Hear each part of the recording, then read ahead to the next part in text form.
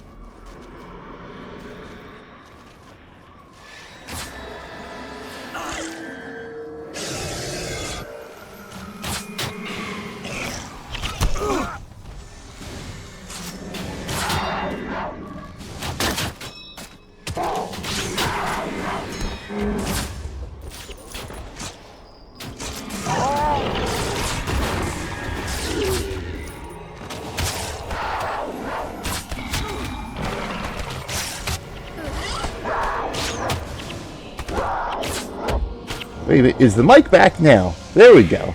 Ah! Mic. Can you hear me now? The mic keeps auto-muting on me. Alright, there we go.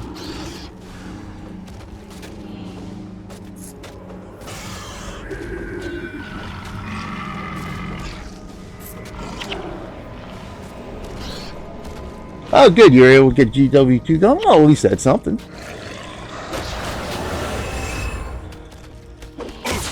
And so, since I think my mic's working now properly, let me do everything again. As we go for the first 10 minutes. All mic screwy and stuff. Alright, so welcome everyone. It's BJ Waller saying welcome to this episode of the Tyrian Adventures. Thank you, Reckoonz, for joining us in the stream this morning.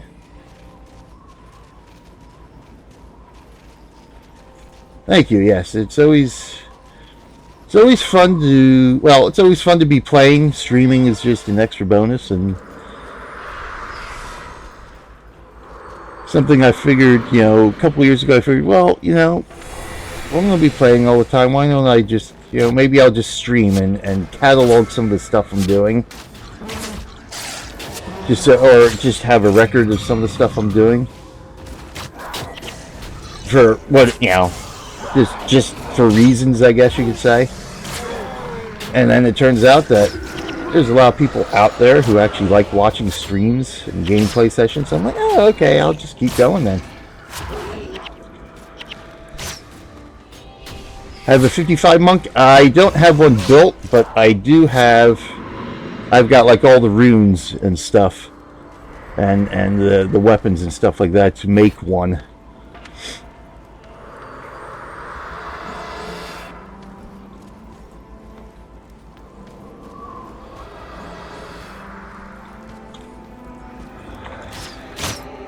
But we're here in Sorrow's Furnace, obviously, back to do the last quest here for Sorrow's Furnace, the main kit and caboodle here where we take on the Iron Forgeman. And now wrap things up for Sorrow's Furnace, for the time being at least, anyway. Then we'll head on through the Ring of Fire for the final stage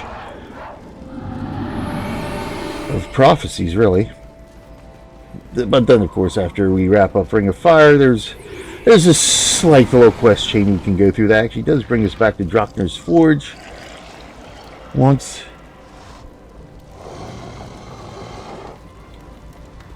And we will actually have that added to, we will actually do that for the Tyrian Adventures. And of course, there is the War in Kryta, which is a later addition to Prophecies, but that will come later. That'll be a separate series in its own, I think. I think I'll make that a separate series.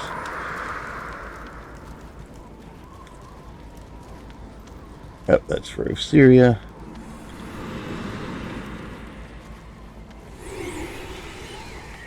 You play? No, I actually. Well, there's many reasons for that, but ultimately, I mean, I tested when it was into testing and all that stuff. I played like the betas and some of the stress tests, and ultimately, it's not the Guild Wars I wanted to play. It was just, despite what Colin had once said, that we were bringing everything you loved about Guild Wars 1 and making it better in Guild Wars 2, or however he said that. I said, yeah, you're really not, because it ended up like a lot of the stuff I like about Guild Wars 1 that makes it appealing to me, just it doesn't exist in Guild Wars 2.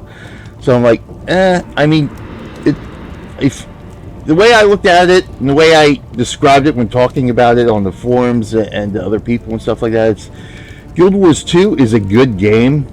If it wasn't, it would be a good game if it wasn't Guild Wars. If it was just a standalone, some fantasy game, a different IP, I probably would have played it at least for a little bit and enjoyed it. But being that it has, a predecessor and has that baggage to carry, it just, to me, it didn't appeal to me in that mode with that. And I'm like, I could play Guild Wars 2. I could get through it, but you know what?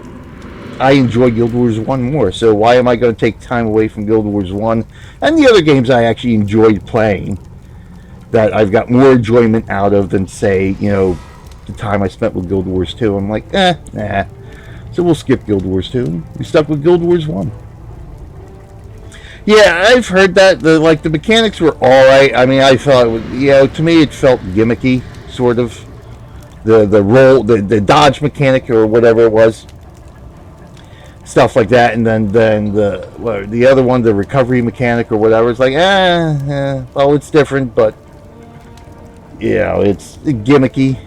Which is sort of why I shot it, which is sort of what bothers me a little bit here about the dungeons and hard mode, that some of the things they feel a little bit too gimmicky, and in order to offset that gimmickiness, in order to counteract that, they've created a little more gimmicky stuff like consumables and stuff like that. So towards the end, they sort of made some gimmicky things here, and I think at the end of the day, maybe if more development time was spent, it could actually be, they could added that challenge without making it so gimmicky. So it was the same thing with that.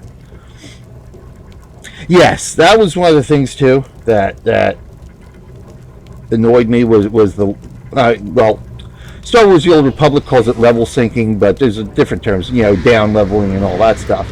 Now, at the end of the day, I think that down leveling or mentoring, whatever you want to call it, level syncing, I think it's a good system, but it has to be implemented correctly, and above all, it has to be an optional system. And that's basically, Star Wars: The Old Republic implemented that last October for their game update 4.0, where they added, for their expansion, where they started going back to main storyline, episodic storylines. Like, people, we were all asking for a mentoring system, a down leveling system, and that we got it, but unfortunately they implemented it so poorly. It was like, nah, I'm done with this game until they change the mechanics for it. But I mean, aside from farming, it's, some people, it depends on what you look at, like farming or doing certain things in the game that, some people say, well, that's outside of normal parameters, whatever, but it's all part of being an MMO.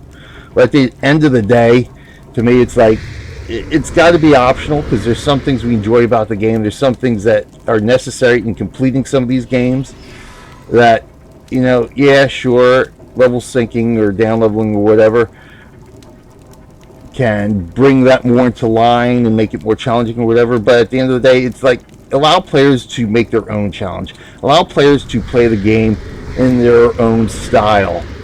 And so if somebody wants to go back to a lower level area and face roll everything, let them do it, as long as it's not too negatively impacting everybody else. An MMO, of course, you got to be careful with some of that stuff, but I mean, at the end of the day, Now, a lot of the complaints that people had about things that level syncing supposedly solved in SWTOR really didn't solve it the way they implemented. And they really weren't problems to begin with, that overriding. So it's just one of those things. At the end of the day, if you're going to implement a level syncing or a down leveling or a mentoring system, it's got to be optional, like Rift does, and like I think City of Heroes had a system like that, and it was always optional. You know, that's the best way to do it. Okay, let's get on with this. Let's read.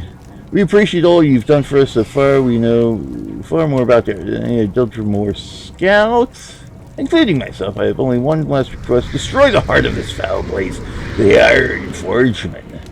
Some of its nefarious rage binders harness a tremendous power from within the construct. If ye can destroy all three binders at the same time, the powers will be released, and the Iron Forgeman will be destroyed in the process. I suggest you take Mr. Black Powder here with you. He'll provide all the bang you need. Okay, the Iron Forgeman will fall. This is the Forge Heart.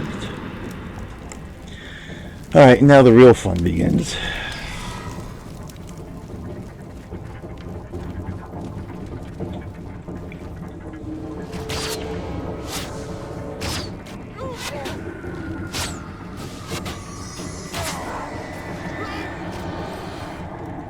Oh, wait a minute. Dredge Slave, he's a friendly. Okay. So some of these guys are friendly.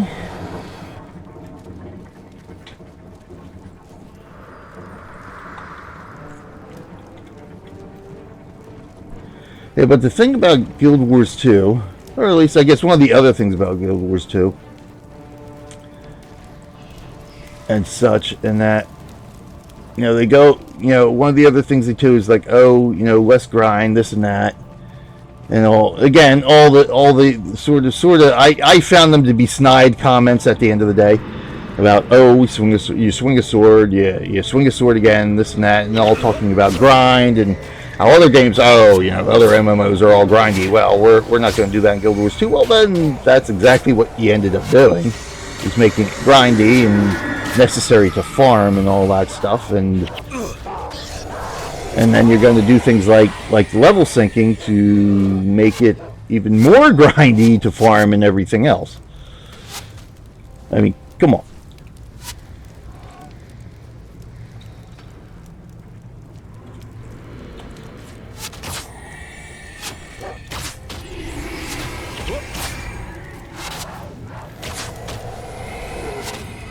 Alright, so I actually have to pay attention to what I'm doing here. The last thing I need to do is everybody to start dying and we get death penalty here before we even go to the Iron Forgeman.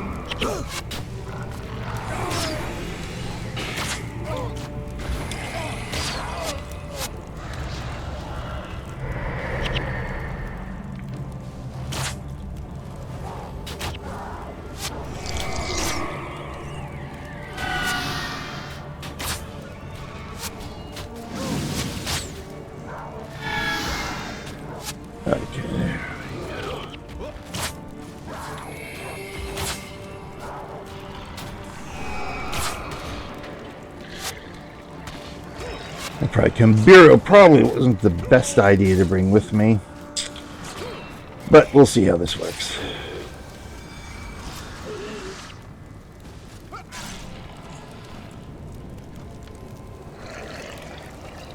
Oh, I do have him as a minion master, I think. Let me see here. Alright, so hopefully that'll work.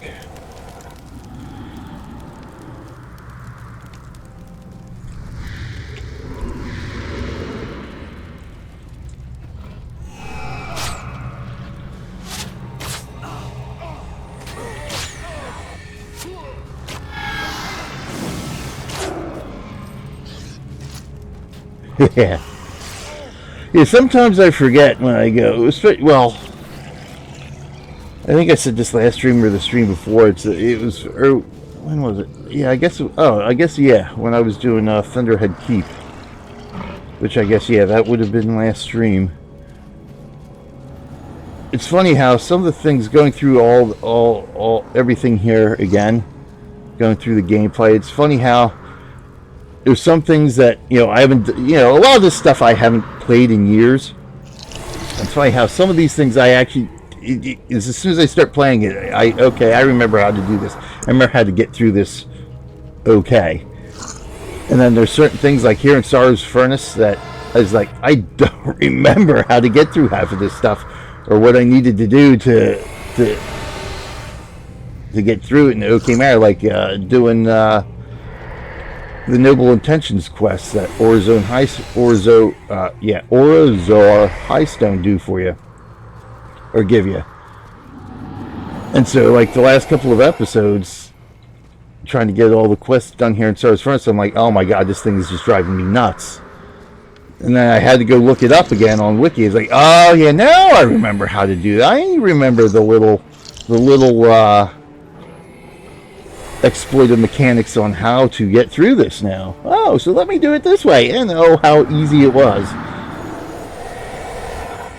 Now here with the Iron Forgeman, I do remember that when we get to the point where we're fighting the Flame Djinn, everybody needs to be within melee range of these guys to help minimize the damage you get from one of their skills or whatever. So I do remember that. Now, how successful I'm going to be at doing this today is going to be a different story. Now, obviously, I've got 20 odd characters I have actually played through the game at this point so far. Fight. Hello, keyboard. That I have played through so far. One of them was a survivor, and so he's still. I've actually been playing him as a permanent legendary survivor, or a true survivor, I guess you could say, to where he has not yet suffered any deaths, and I've gotten him through all 3 campaigns at this point. And I've done Sorrow's Furnace with him, so I know I can do it. I just got to hopefully do it the right way today.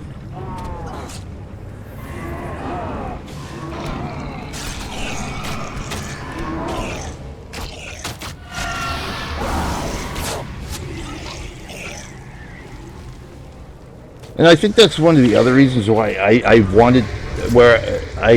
decided to do these series for the 10th anniversary. It's like you get to the point where, you know what, it might be a good idea just to have that's right, this is where I knew I needed budget for something. It's for these things, the gates. I do it so just to catalog, sort of to go through the entire game again. Say this is what Guild Wars was about. This is the entire story and gameplay of Guild Wars. That way it's nice to look back on and say, oh yeah, I remember that. Oh, how do you do this? Oh, okay, let's watch this video. How do you not do this? Oh yeah, let's watch this video on how not to do something. But I think I also want to try to get all this stuff in. That way we always have something, hopefully, to look back on the eventual day that we have to say goodbye to Guild Wars. Hopefully, which isn't for at least another 10 years, but we'll see. Things that, the thing that is going on now, sort of, I haven't gone through the whole, thread or anything like that on the forums, but apparently some people are quite upset that Arena is taking the stance of, well, it happened and whatever with the hacking of Gail Gray's account recently, and some of the things that the hacker did with those GM powers.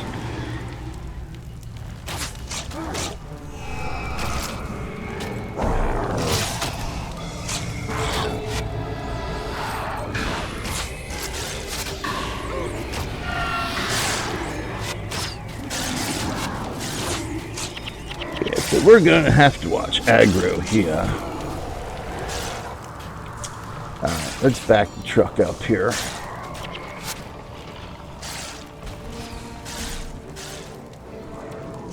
Go on, you guys are supposed to be following us. Let's go.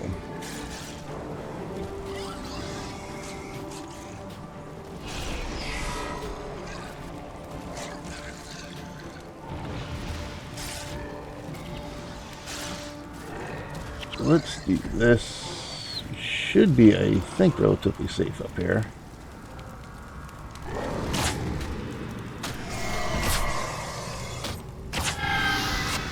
No, we're not. So let's keep running.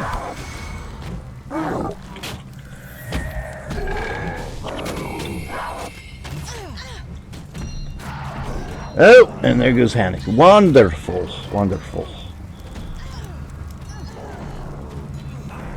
That's not what I wanted.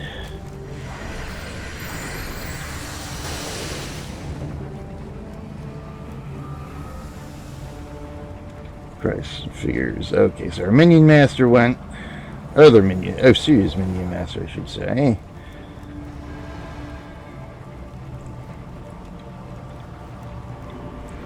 I think I still have some consumables here. Okay, so yes.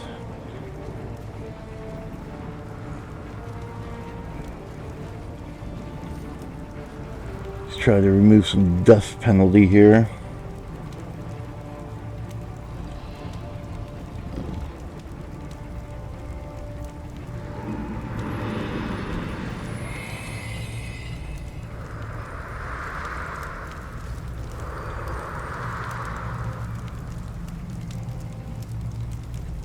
The authenticator for GW2, no, I don't think that applies. They never... What the heck are they fighting down there? Oh, okay, that might just be a dredge. Yeah, the authenticator, as far as I know, doesn't work for GW1, because there's actually no option to use an authenticator or something when you're logging into the game. So I think that's just strictly GW2. Which I think is one of the reasons why it was so easy. Well, it ended up being so easy for the hacker to get into Gale's account because of some Nimrod in the current support that they use, the support company. But yeah, because I think according to the post that was made in GW2, Gale does use the two-factor authentication for GW2, but it doesn't work for GW1, unfortunately.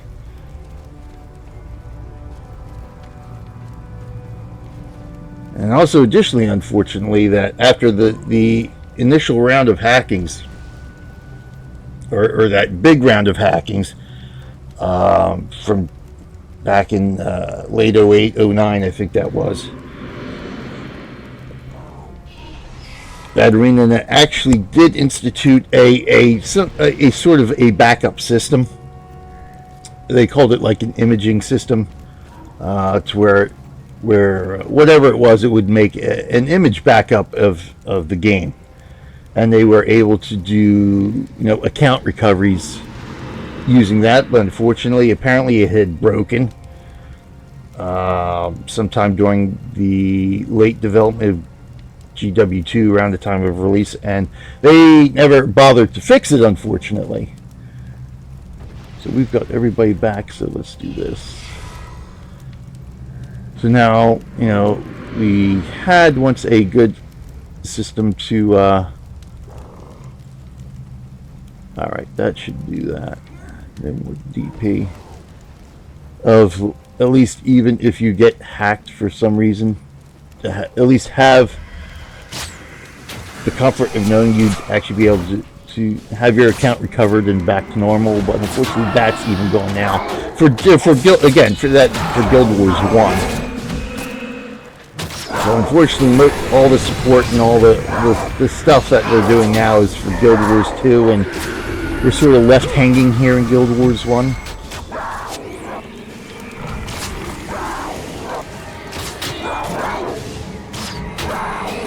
Which, at the end of the day, I think, this was mentioned on the Guild Wars Legacy site, which has been created to replace Guild Wars Guru, which I think is actually shut down now.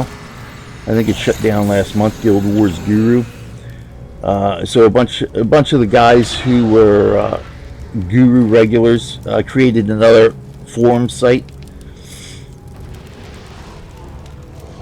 And I think in one of the discussion threads there that about the hacking, somebody had mentioned that if you're going to still sell the game, which obviously, NCSoft and ArenaNet are still selling the game, as we, witnessed yesterday, when I, looked up the link for you and stuff like that. Should at least provide some modicum of support there, which I think they do. They do support Guild Wars 1, but it could be better in terms of issues and stuff like that. So they could definitely be better. And if you're going to keep the game running, if you're going, obviously it's an older game, stuff like that, and it's a catch-22 situation. But if you're going to keep it running, if you're going to keep selling it, then you need to make sure you support it properly. Updates, content updates, and that kind of stuff, that, to me, that's a different story. I understand, Guild Wars 2 is the newer game that, they have to put their resources into developing content for that. Yeah, that's fine. Plus, like I said, most of the original staff that actually created, the first 2 campaigns here are gone. And if you read through some things, you'll find out that I think pretty much the majority of the staff that ArenaNet has now, they actually have no idea about Guild.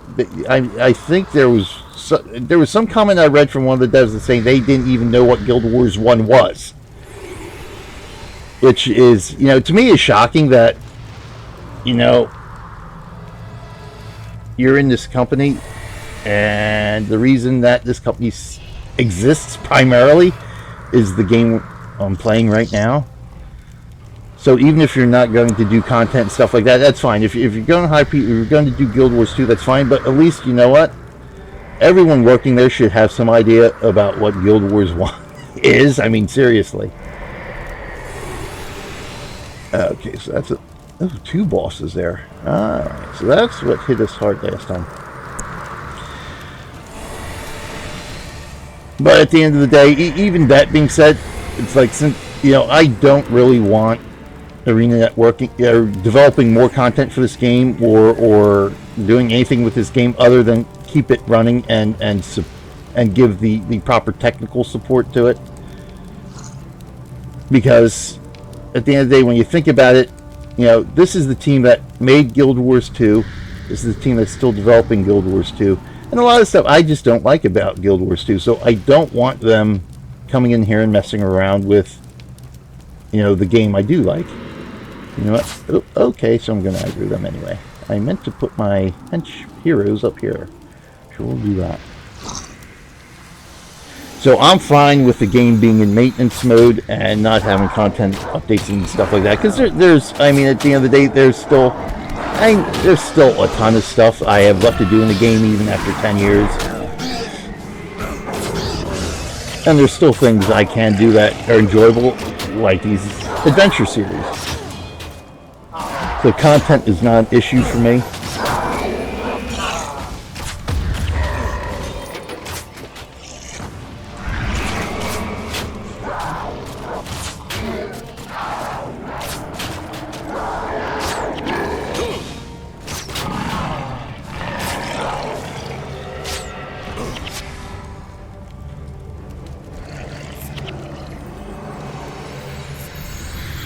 Okay, let's go. Next group here. Because I'm trying to think. We've got to go. I think we can go that way. It's pretty much a straight line down. Yeah, down that way. That's where we need to go to reach the Forge Hot.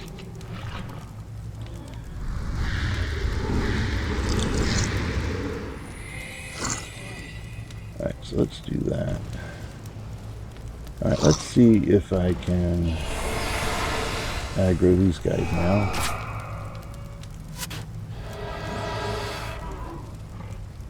Come on up.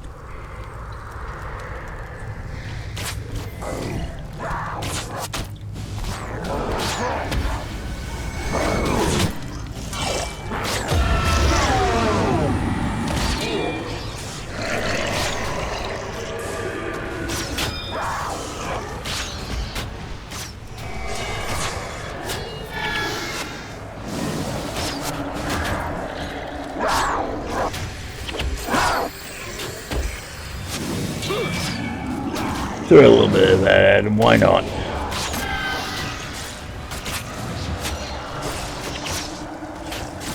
Oh, that's the wrong one. I didn't want to use that one. That's right. We can use that one now. There we go. All right. One down.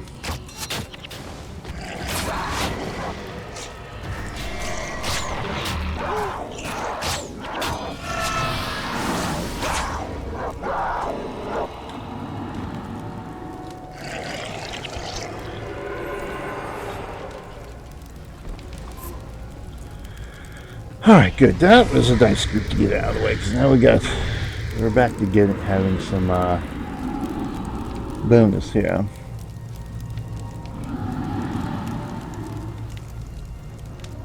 How about I bring my heroes with me? Thank you. Alright, good. We can just go up to these guys now.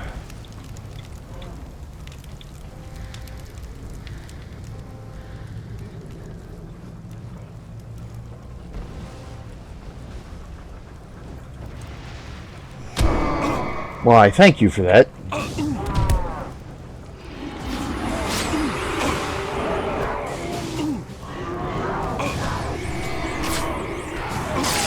Oh, you know what? And I didn't bring a self-heal with me, did I? Alright.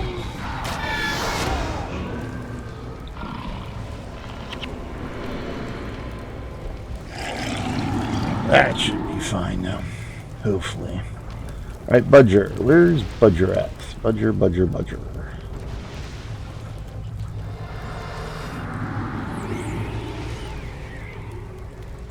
Oh, there he is. Hey, Rick, where are you going? Come here.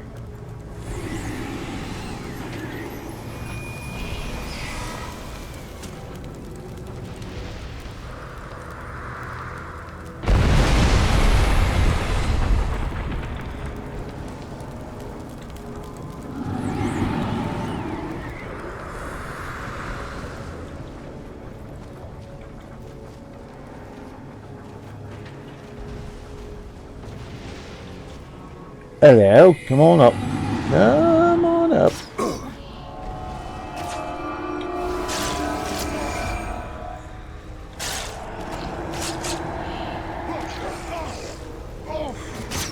No, because I'm not going to be able to hit them. Let's go this way.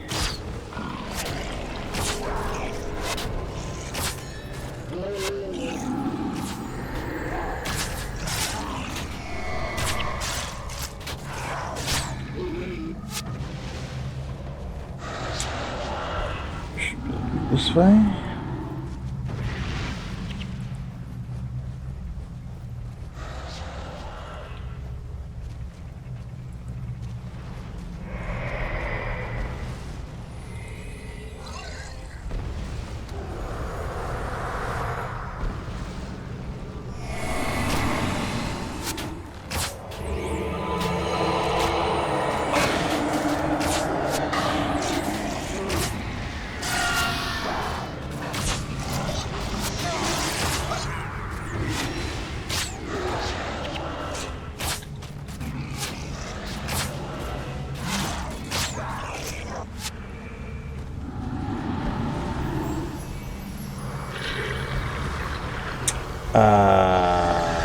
Oh, yes. Yes. This is the way, yes. You should be able to get in right up here somewhere.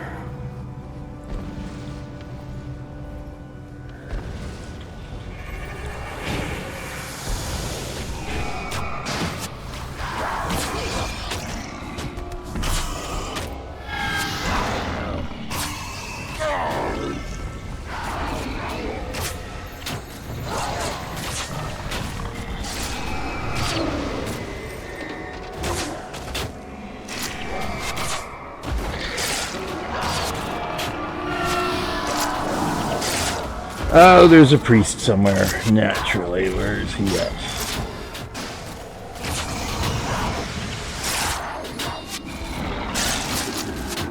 Oh, it's him, the boss, of course.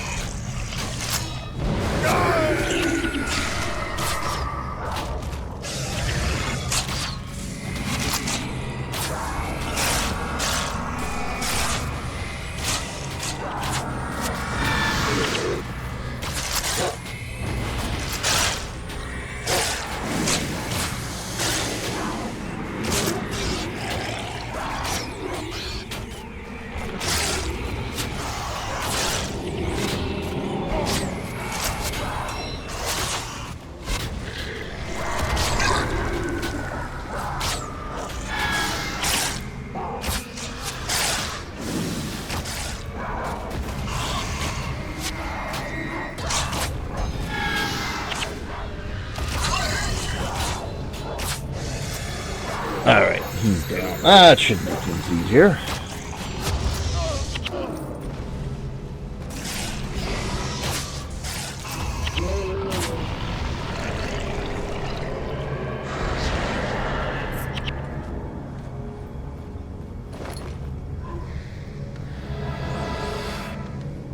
Ooh, look at that.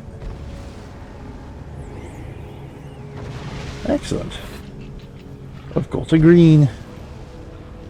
We'll bring you down that, won't we? As a matter of fact, we'll put you way down in here so we don't sell you by accident. Sure. Yeah, heroes are nasty, which, I mean, it's one of the things that, you know, again, so as Furnance, you actually got to pay a little bit more attention to what you're doing down here. It's still not overly difficult like some of the other elite areas and stuff like that, but I think it's probably why it's one of my favorite areas. You know, the only reward you get out of doing all this stuff is extra experience, which at the end of the day, at this point, is, I mean, who needs experience? But it's overall, it's a little bit more difficult, but it's still not to the point to where it's not enjoyable.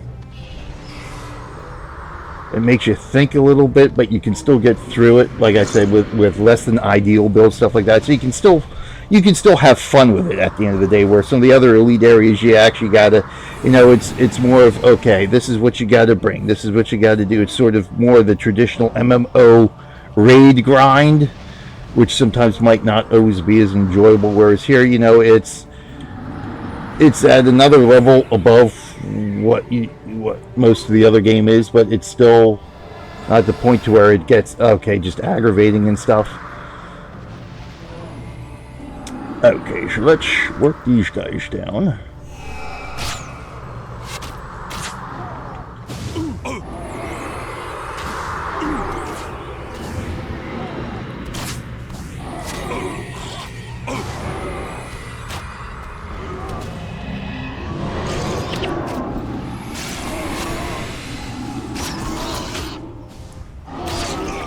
And it doesn't, I think one of the things too, it doesn't feel as gimmicky as some of the other stuff that has come later. Like I mentioned, because you can get through this with some less than ideal builds, like I normally do. I mean, obviously it's a lot harder, and I've got to be a lot more careful about what I'm doing.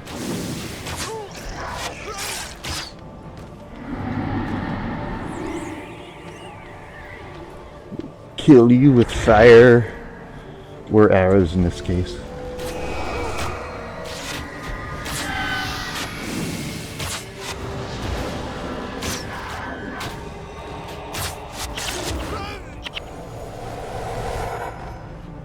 Okay.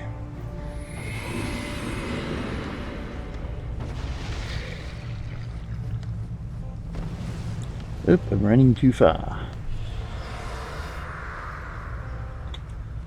Alright, Budja. There you are.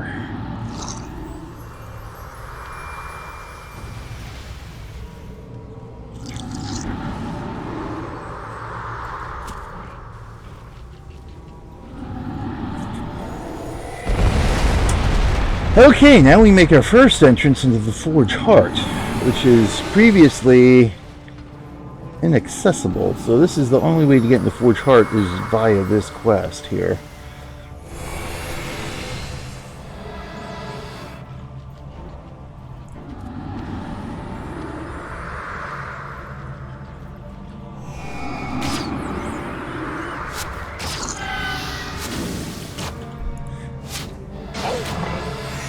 He got cured quick, so I'm going to assume there's a priest in there somewhere. Maybe not.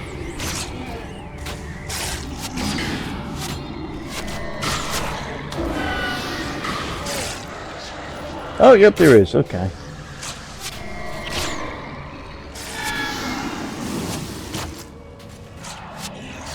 Alright, there we go.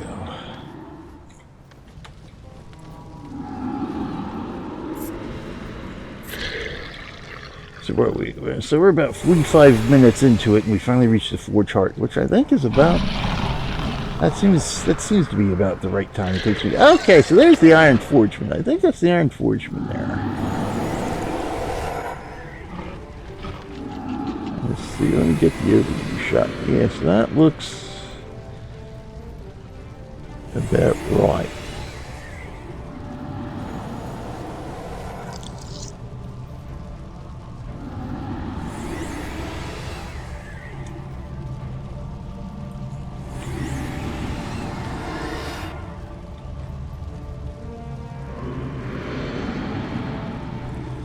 So what we're going to do now,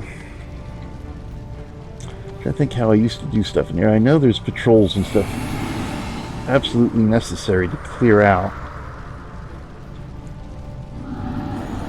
But you know, I got consumables. I think before I used to have to leave.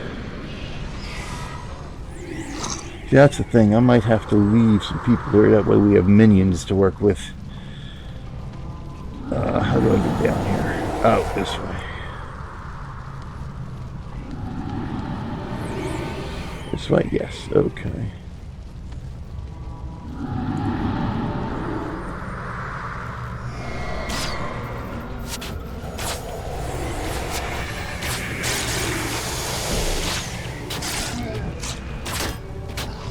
Yes, absolutely. That again, that's one of the things that is I have found enjoyable with Guild Wars 2 is just the combinations you can use here.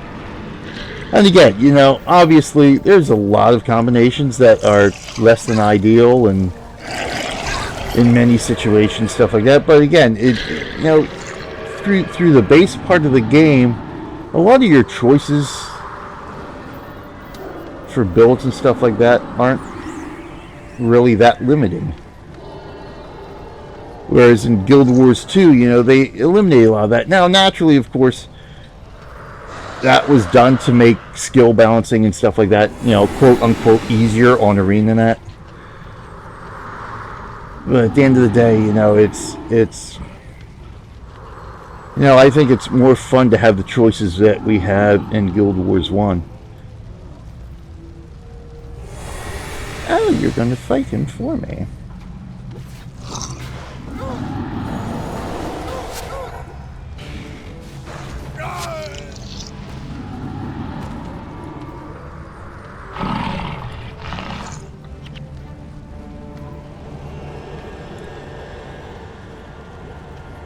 Okay, that ain't quite necessarily this is the way I wanted to go, but alright. So we gotta clear out down around the Iron Forgeman for the most part here.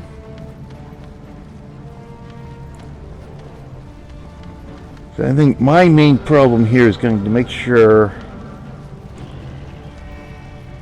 we have minions for the final stage of this fight.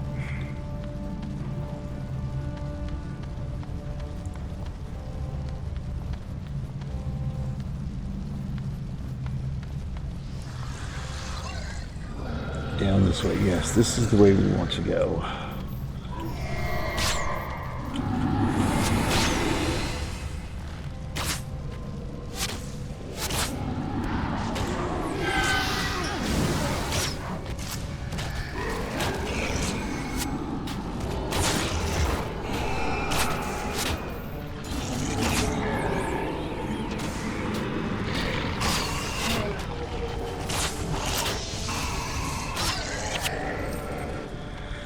I have a sneaking suspicion I'm going to die several times here. Or at least I should say we are going to die several times here before we actually get this complete.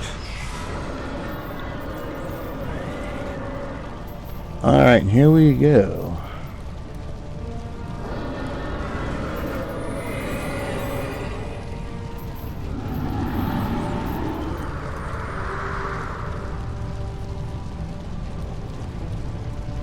Alright, there's the Forgeman. They're in there somewhere. I did not see all them in there.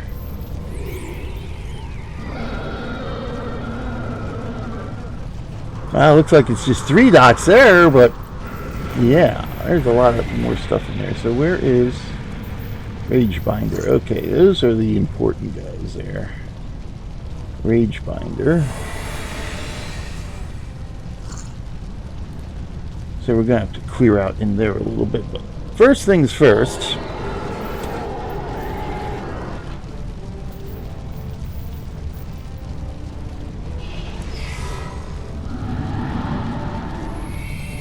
The dwarves have delved too deep, methinks. Yeah, see, there's a wandering patrol inside.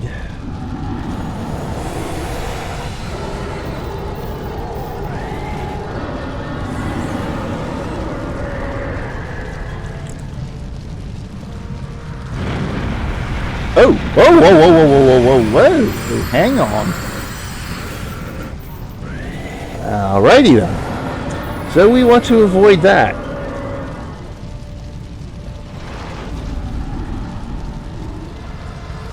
Well, alrighty then.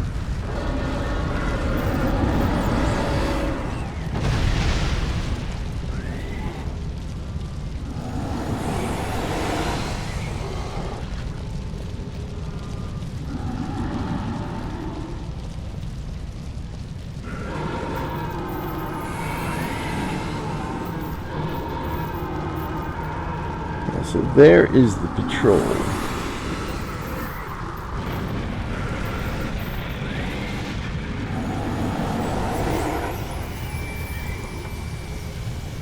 Alright, so you guys stay right there.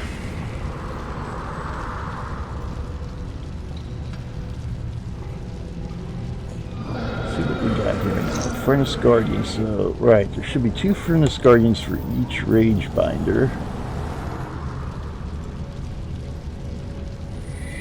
There's Mr. Big and Nasty. Alright, where the heck did that patrol go?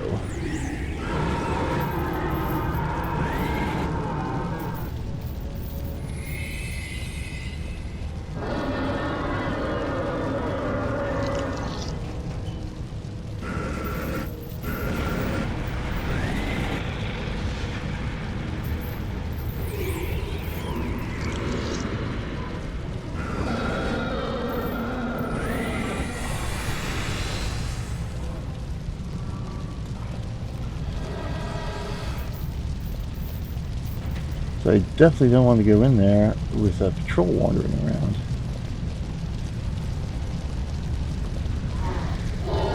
Are they out there? Okay. Let's go this way, please, then. Might have come out and around. Oh! You can hit me from out here. Why, that's wonderful. So let's keep moving here.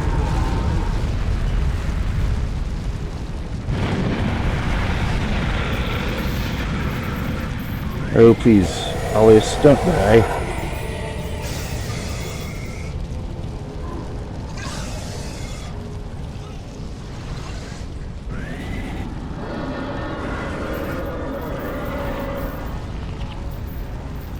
Where the heck is that patrol? Is that? There we go. That's got to be them down there.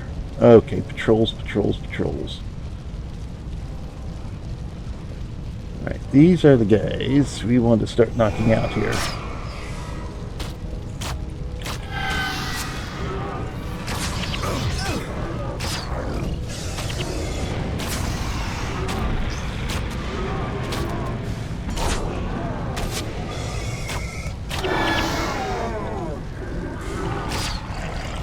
Oh, here comes the other patrol. I see him now.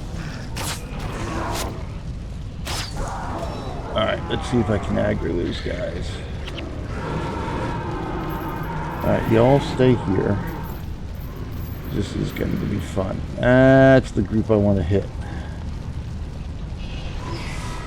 Because now they're way over there. Alright, so let's do this instead. Let's aggro these guys and see if they'll come out.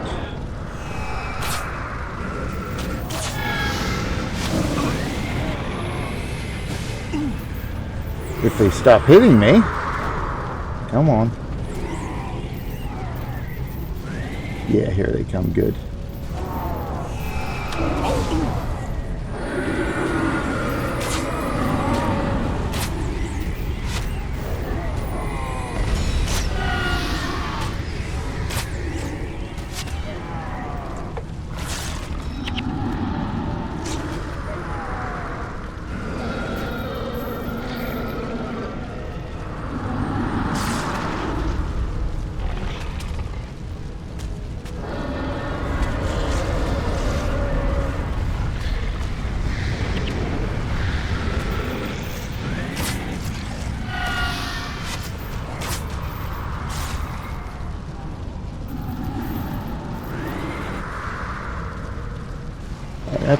Alright, so there's actually should be 2 bosses in there, right? Yeah, okay.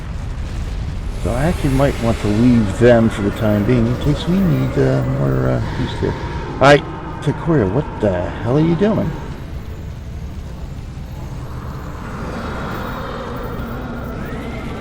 Alright, are they coming now? Where are they? Where are they? Yeah, those are the guys. Those are the guys I want to aggro. Okay, come on, come on, come on, come on, come on.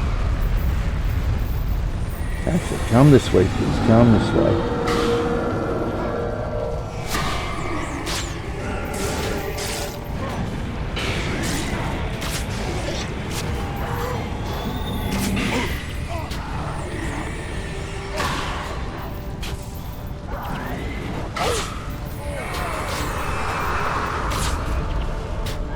Of course, there's 2 priests there, which aren't good. She's not going to make it too easy.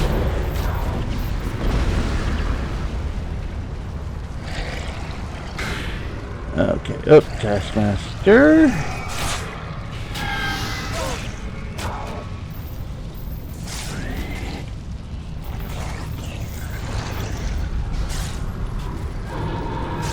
Now there, just an interesting note, if you want a black moa chick, you need to get hit by that when you have all the necessary elements in your inventory. I tell you, that was fun getting the black moa chick on everybody. Oh, that priest resurrected.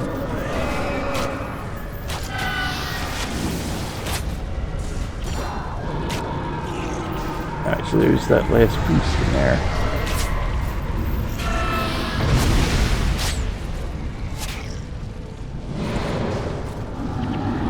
Alright, good. That's done.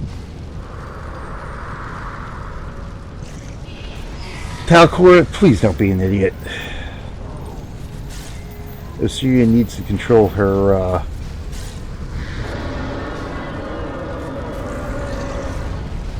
her heroes here.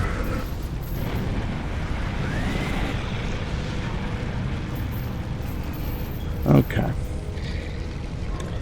Now I think if we go back this way, I can aggro 2 more Furnace Guardians.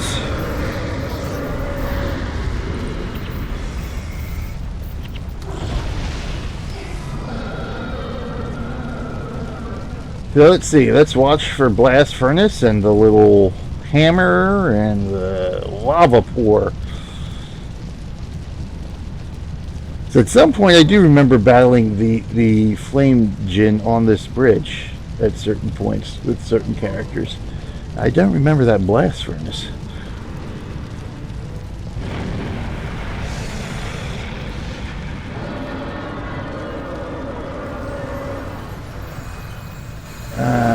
Okay, maybe not. All right.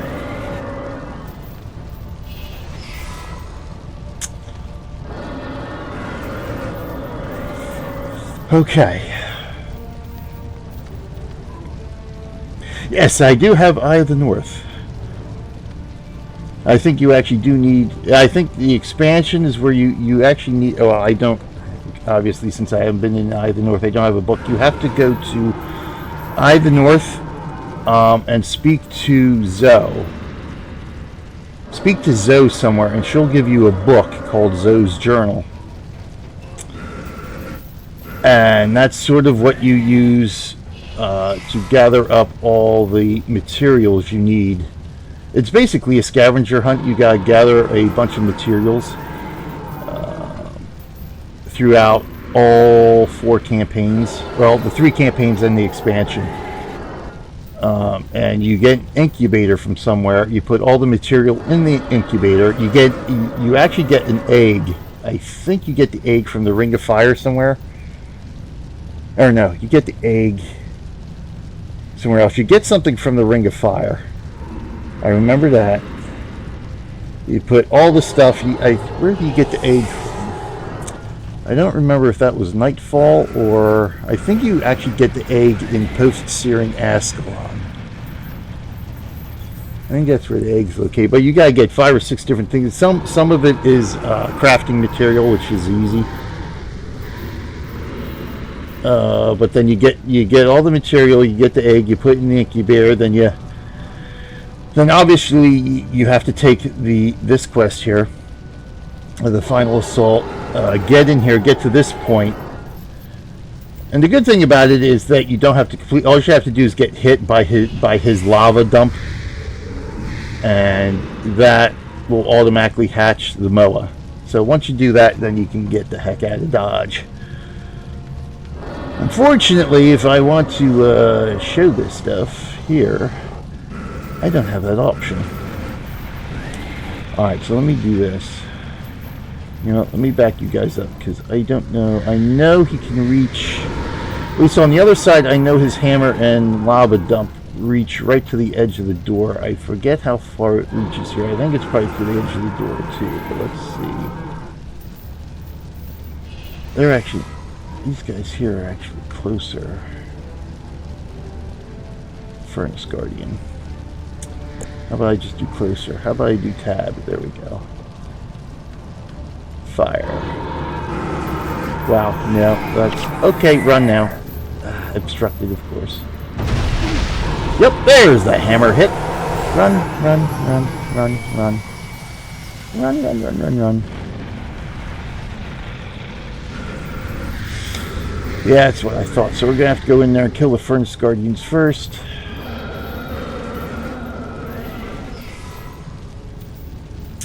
Alright, so we're going to have to... Alright, let's just do it. Time's a wasting here. Let's go in and take him out. I'm attacking, but I'm not moving here. Oh, Budger's in my way. Dang it. That's all we need is to be body blocked by Budger.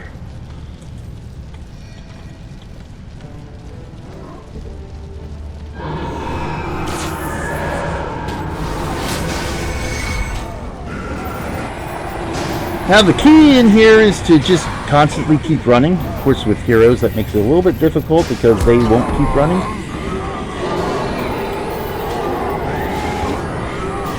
And yeah.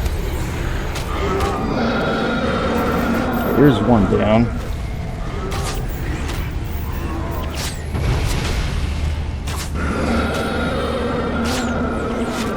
Come on. Let's take this guy out. Get out of here. Fortunately, the Rage Binders resurrect, so we've got sort of an endless supply of minions from them. Okay. Take stock. Breathe. Obviously, this is much easier if you have a full party of regular people playing, because people are smart for the most part. The AI is dumb. So no, we don't want that Rage Binder. So okay, so first of all, we want to get their guardians out of the way. That's the key there.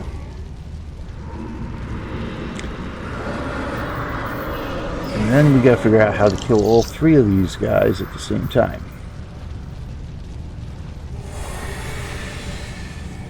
Which again, with heroes is a little bit more difficult, but they tend to be squishy. Alright. We'll try to get these guys out of the way. We'll hit up our consumables again.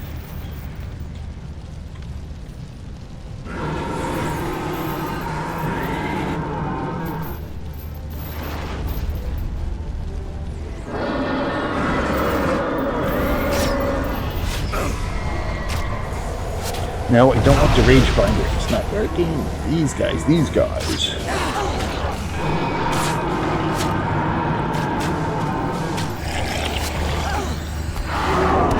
Problem is here, we're in the deepest part of the Iron Forgeman zone here, so this is going to be dangerous here.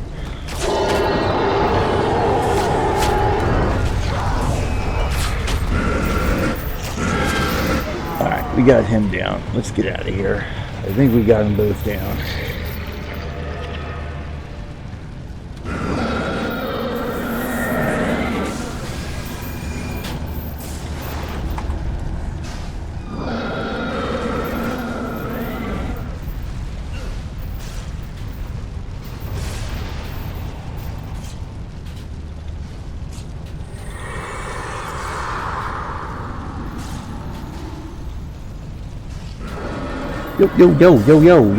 Yo, peeps, yo,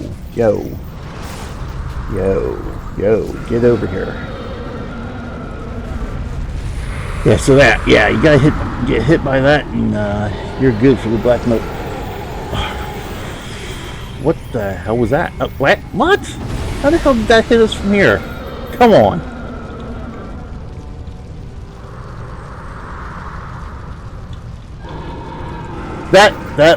That must have been something they had. I don't remember getting hit by blast furnace from way over here.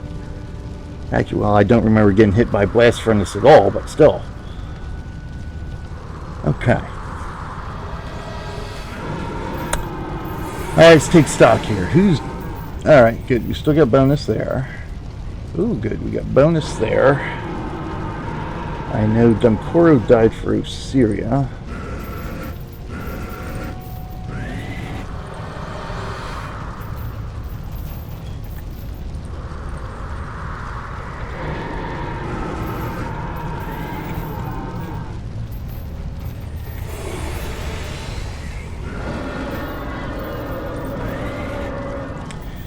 Okay, so only Dunkoro died for her, so he's the only one with DP, so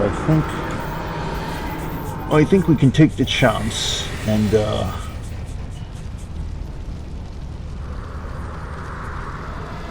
save our consumable. Although I do have a ton of these, right?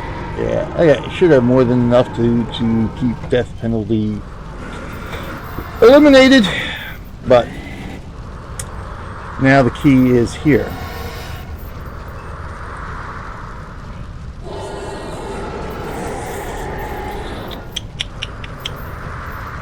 See, what I think we're going to do here is send heroes against one and see if Osiria and I can take out the other two. So I think what I'm going to have, Osiria, we're going to send our heroes to take the furthest one out. Dang, this freaking body blocking by budget. Take the furthest one out, and we'll take the closest two.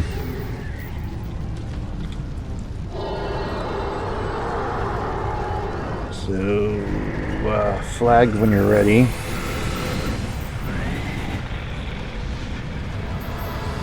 And we'll see if we can get this done.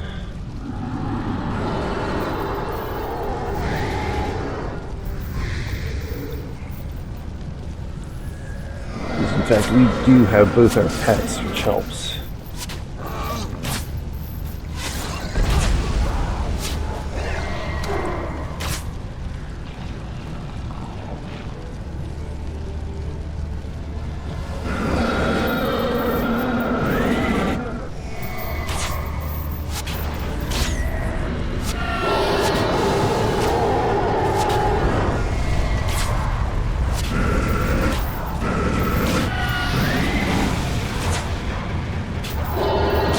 Alright, two down.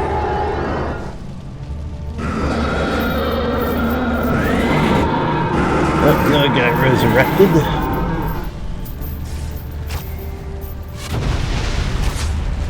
And where are our heroes? I think we misflagged them. That's not a good thing. I think we need to get the heck out of here and try again. Flash, I need to res Flash here.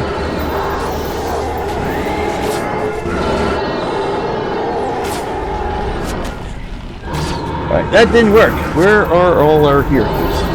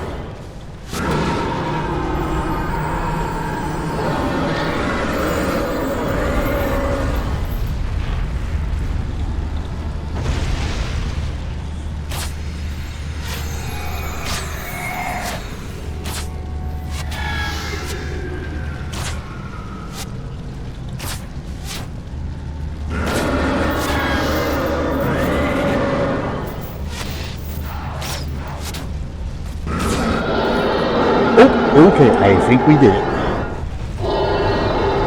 Whew.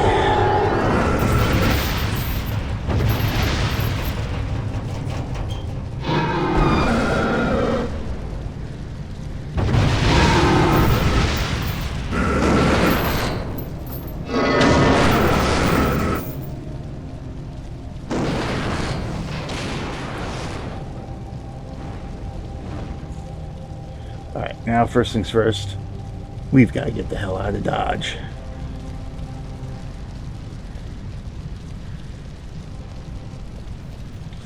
Alright, let's run.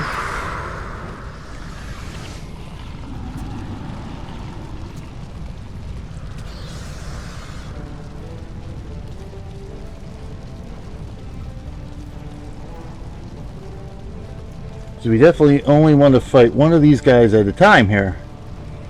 And in order to do so, okay, here we go. Right now might be a good time for more minions. And you know what? Okay. The minions we don't want. Hold shift and click to disable. We don't want ranged minions. Bone Horror, Flesh Golem, Shambling Horror. Okay.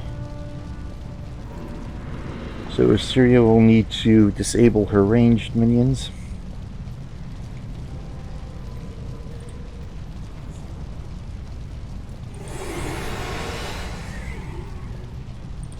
And we need to go get minions first, so let's go get some minions. This actually worked out well. So now, the good news is we are in the final phase of this battle here, this quest. The bad news is this is a pain in the ass.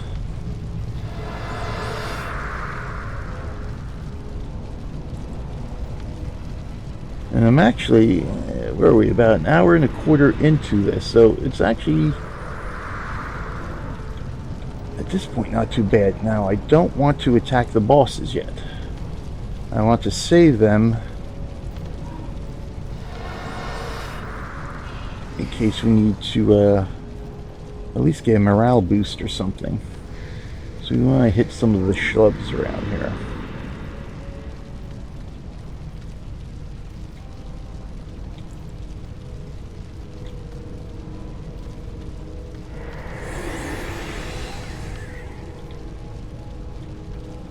See, I didn't think I'd be all panicky and nervous at this point, but I kinda am. It's not like I've got a survivor I'm trying to get through this either. Alright. Okay. You guys just keep on moseying along, keep on motion. Because what we want to do is attack you guys.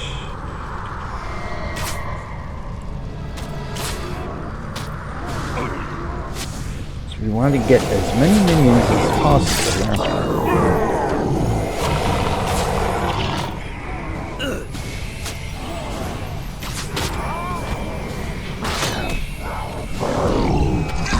Okay, I think it's time to get moving here because I end up aggroing that group have to kill them, then that's what happens. But I want to try to avoid that if at all possible. Let's come back up here. Come on, fellas, come on. Alright, y'all stay here.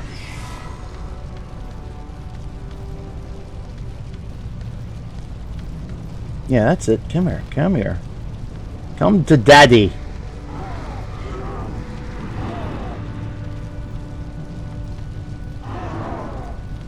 Come on up, come on up. There we go, come on. There we go, now we're good.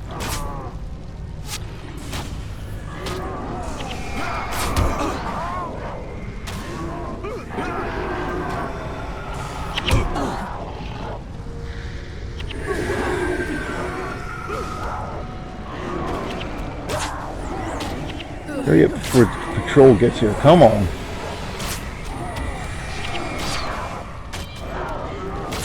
Okay, good. Let's get out of harm's way here. Shoot them freaking minions. Alright, we're gonna have to fight them. The minions aggroed them, so we're gonna have to take them down. Otherwise, we're gonna lose our minions.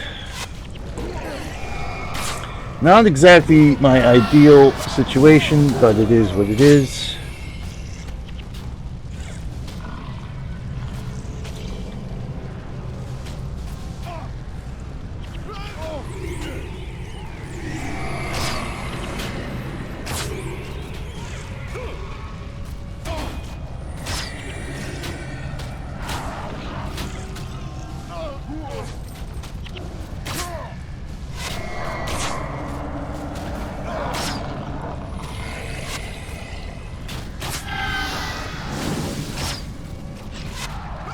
Okay.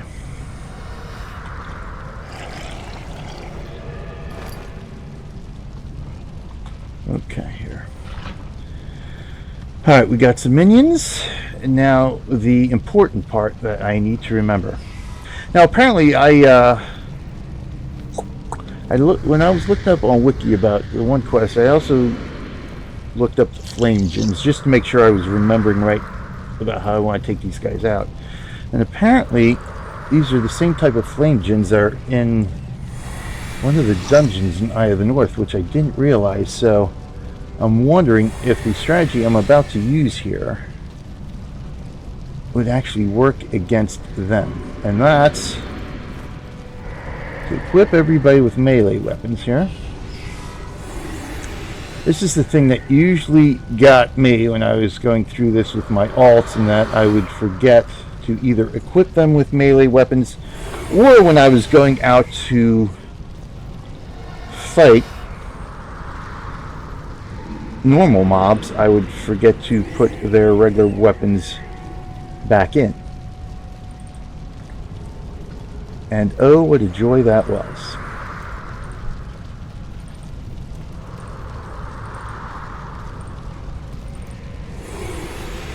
Because I think one of the keys here is that one of the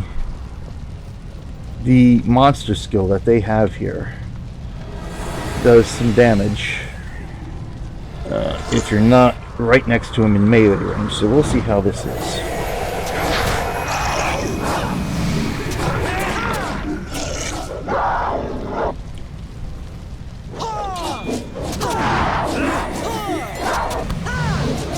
Of course, you're not going to do much damage to them right now, but the key is just to wear them down.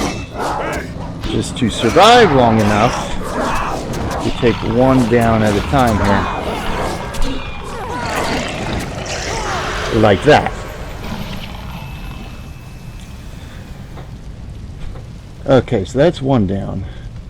And the other key is not to fight more than one at a time.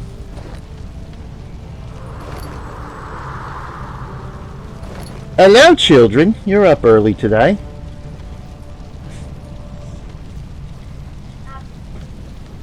Yeah, just keep an eye on her while you're down here. I'm almost done.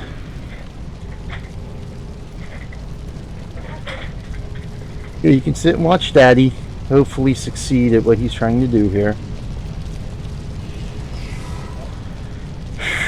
And not have a heart attack trying to do it. Yeah, see, these guys are the problem, because they like to aggro together. You know what? That's why I don't remember getting hit by Blast Furnace, because only the Iron Forgeman does it. Shit. Okay, we're going to have to do it.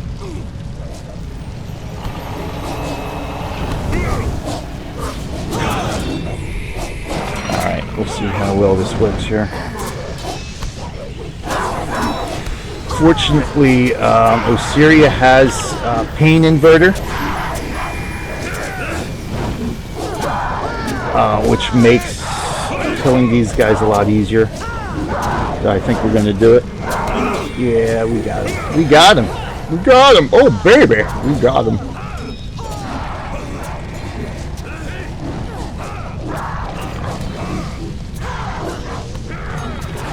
And of course, Pain Inverter is an Azuran skill that you can only get from Eye of the North. But we did it. Okay, we did it. Are we done? See, Enos. Yes, we're done. Excellent. And there we go. We did it.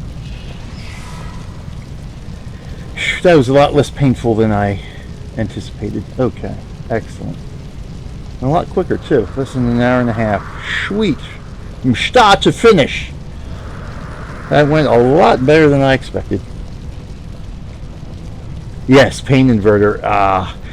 You know, it's, again, one of those gimmicky things, and obviously it was one of those things that a lot of people didn't like. You know, when Nightfall came out, a lot of people didn't like the concept of heroes.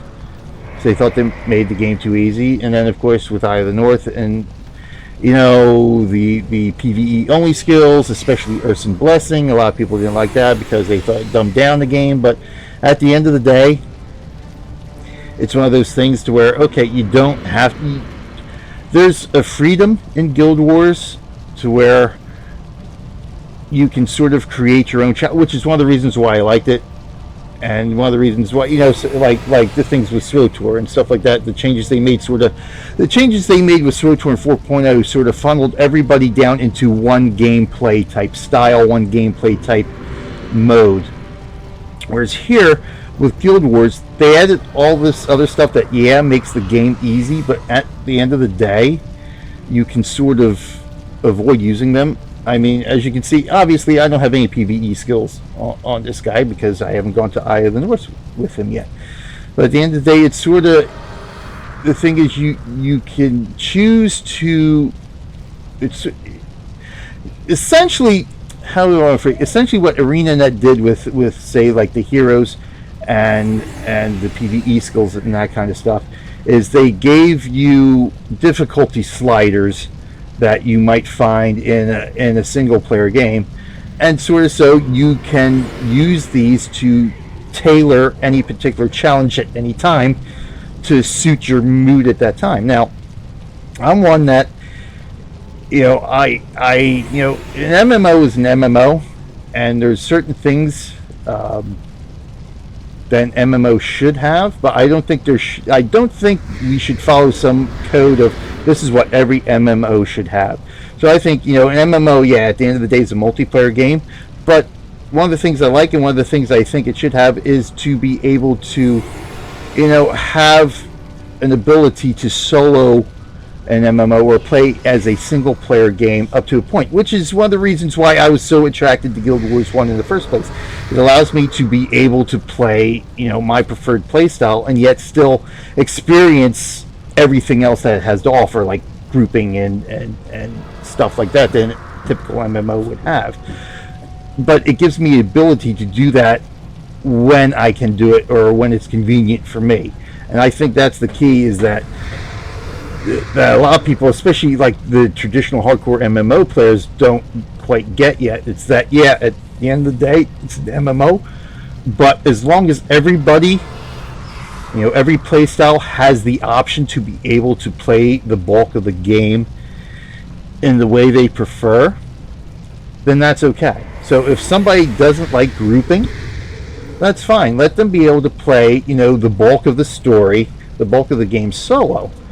You know, sure, obviously, if you're going to play like that, you have to go in with the understanding that, yeah, there's going to be things that are going to be a lot harder to do as a solo player. Like, I certainly understand that. Most of my grouping is either, like I said, yeah, I usually group with Osiria or somebody like that, so there's usually only two of us.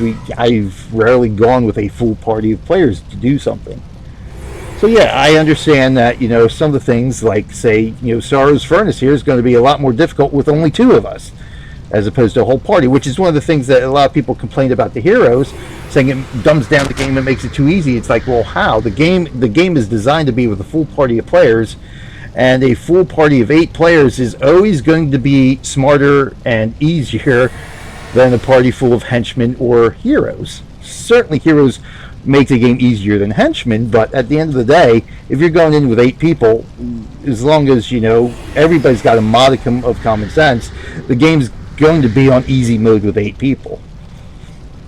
But at least the game gives you the option to be able to do this different type of stuff, and I think that's the key there. That I think like the BioWare has sort of forgotten with what they did with SWTOR and some other developers as well, but I think Arena Net a little bit too with what they did with Guild Wars 2. But at the end of the day, I think that's why Guild Wars 1 is so unique and still has staying power, in that, sure, there's all these options. Some make the game easier, some dumb it down. Yeah, sure, I mean, that's going to happen. But at the end of the day, we can go in here and just play and have fun and do it and play the game the way we want to at the end of the day. I think that's the most important thing that every developer should go into when they're designing the game, is like, how are we going to let people come in, play the way they want to, and have fun doing it. And I think that's the key ArenaNet did with Guild Wars 1. They did it. They were able to do that.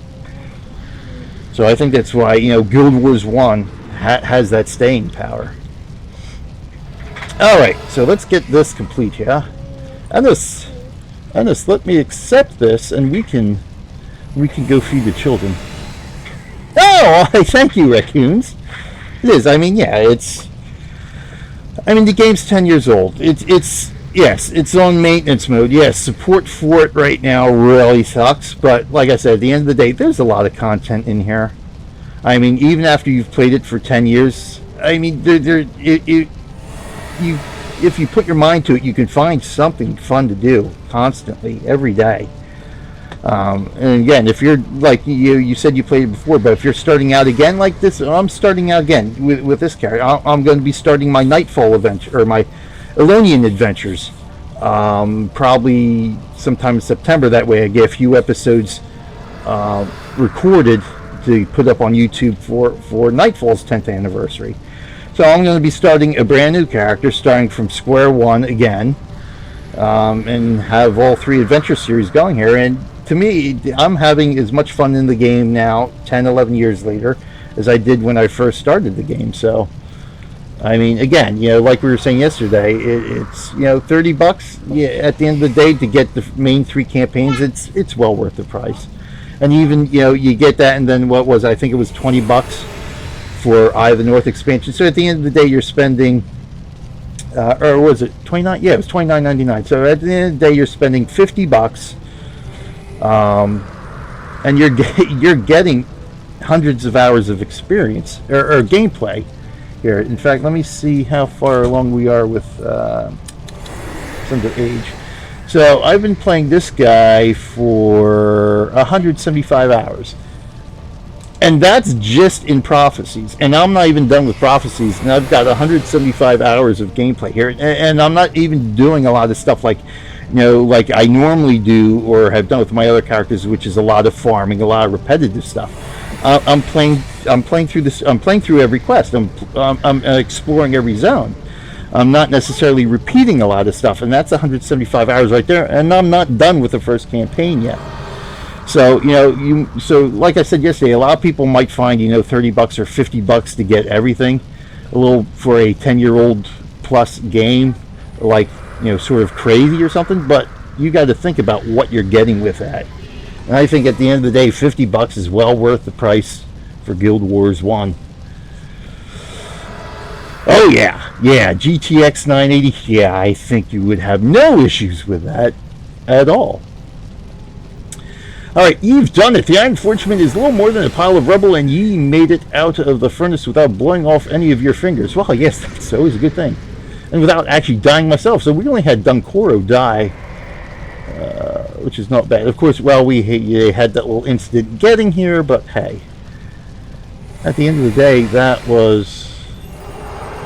wasn't as painful as I thought it was going to be. So we're good.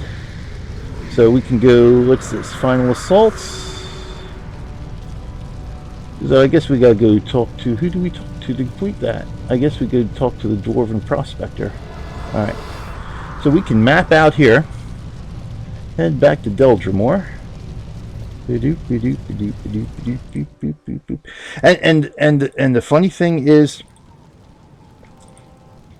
now again, the game's on maintenance mode. Obviously, we don't have the player base that we did, even 7 or 8 years ago. So basically, who we have in the game now are the core Guild Wars 1 players, the core fans of the game, the people who have been here, and not everybody's actually been here the whole time. Again, talking on the forums, Guild Wars Legacy, I was surprised after we got Guild Wars Legacy up and running. Obviously we're going to post an introductions thread and post a what are you playing thread and that kind of stuff. And so I went in there and I was actually surprised to see how many people have only been playing the game, at most 3 or 4 years. And they're here, they're loving the game. So I'm like, wow. I really expected to see a lot more veterans here who have been here from day one, and they're still here. But I was actually surprised to see how many people are, quote unquote new people playing this game and diehard fans of the game.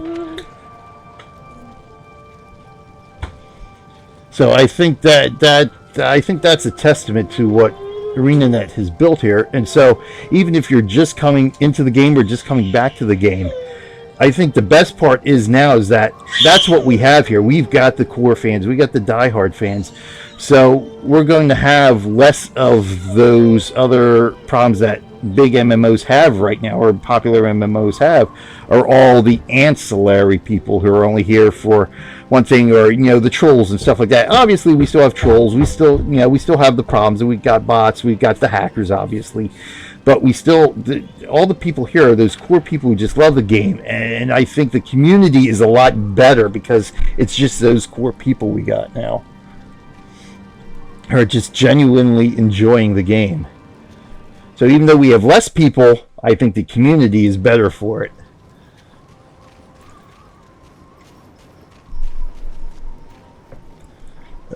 Yes, okay, good. I want my reward. A golem, you don't say. Well, I'm glad to hear you dealt with that menace. Here's for your trouble. Excellent. Thank you. Excellent. Sweet. And that's done. We're done. We're done. And I think I need to remember to change out my weapons here. So I certainly don't want to be going into the Ring of Fire and Perdition Rock with melee weapons. F9, so let's do that right now. So I need my bow. You need that, and you need that. So fortunately, I mean, this is one of the good things about having the bonus kits, which I think, I don't know if it actually comes with the trilogy or not. Oh, well, you can actually, I think it's like $5. You can actually buy one of the bonus kits, which give you basically just the bonus weapons. Again, that's a pretty good buy because you get some max damage weapons that you can use for heroes and yourself, really. That gets you started before you fine-tune some of your weaponry and stuff. But anyway, there we go. So we're good here. Sorrow's Furnace is done. Done. Most awesome sauce. Okay, so what I did want to give you too while you're here, Reckoonz, let me do the ooh ow this. Let me copy the link into chat here for Guild Wars Legacy. I'm not sure if you're familiar with the site, which essentially has replaced Guru. Guru was the site we all used for the most part to talk with everybody. But actually there's two links. Let me give you, just in case, there's a Facebook page called Guild Wars New Hope, and there is the